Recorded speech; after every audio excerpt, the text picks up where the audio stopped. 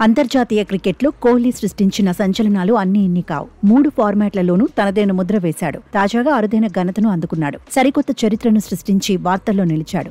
3 ఫార్మాట్లలోనూ 900+ rating points అందుకున్న తొలి భారత ఆటగాడిగా రికార్డులకెక్కాడు. ఆల్ టైమ్ T20 ర్యాంకింగ్స్ ను ఐసీసీ తాజాగా ప్రకటించింది. గతంలో 897 రేటింగ్ పాయింట్లతో ఉన్న కోహ్లీ ఇప్పుడు 909 రేటింగ్ పాయింట్లకు చేరాడు. టెస్ట్ క్రికెట్లో విరాట్ కెరియర్ బెస్ట్ రేటింగ్ పాయింట్లు 937. వన్డేల్లో కెరియర్ బెస్ట్ రేటింగ్ పాయింట్లు 911.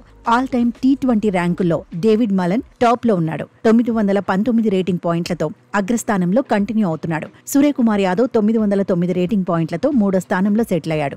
గత T20 వరల్డ్ కప్ విజయం తర్వాత పొట్టి ఫార్మాట్ కు కోహ్లీ గుడ్ బై చెప్పాడు. కెరియర్లో 125 T20లో బరిలో దిగాడు.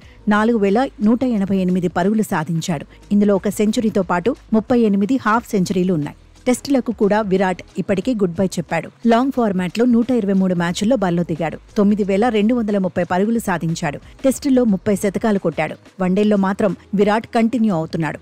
50 ఓవర్ల ఫార్మాట్ లో ఇప్పటికే 51 సెంచరీలు కొట్టాడు. 14181 పరుగులు సాధించాడు. 51 సెంచరీలు చేశాడు. 74 హాఫ్ సెంచరీలు విరాట్ ఖాతాలో ఉన్నాయి. 3 ఫార్మాట్లలో కలిపి కోహ్లీ 82 సెంచరీలు సాధించాడు.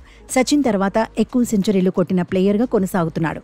సచిన్ ఖాతాలో 100 సెంచరీలు ఉన్నాయి. యాక్టివ్ క్రికెటర్లలో ఎక్కువ సెంచరీలు సాధించిన ఆటగాడు కోహ్లీనే. ఇప్పుడు వన్డేలకు మాత్రమే పరిమితమైన విరాట్ ఖాళీ టైంను ఆస్వాదిస్తున్నాడు. వచ్చే నెలలో శ్రీలంకలో వన్డే సిరీస్ సెట్ అయితే అక్కడ బరిలో దిగే అవకాశం ఉంది. లేదంటే ఆస్ట్రేలియా టూర్ వరకు కోహ్లీకి మ్యాచ్లు లేవు. ఆస్ట్రేలియాలో భారత జట్టు అక్టోబర్లో పర్యటించనుంది.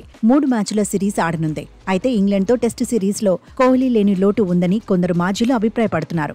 విరాట్ గ్రౌండ్లో ఉంటే ప్లేయర్లలో ఉత్సాహం మరో లెవెల్లో ఉంటుందని చెబుతున్నారు.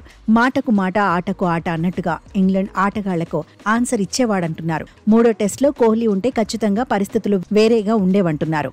నోటితోనూ బెన్ స్టోక్స్ కు సరైన సమాధానం చెప్పాల్సిన అవసరం ఉందనే చర్చ ఉంది. అందుకే కోహ్లీ రిటైర్మెంట్ ను వెనక్కి తీసుకున్నా తప్పులేదనే వాదన వినిపిస్తోంది. మొత్తంగా ఇంగ్లాండ్తో టెస్ట్ సిరీస్ జరుగుతున్న వేళ కోహ్లీ గురించి చర్చ ఎక్కువైంది. విరాట్ లేని లోటును మాజీలు గుర్తు చేసుకుంటున్నారు.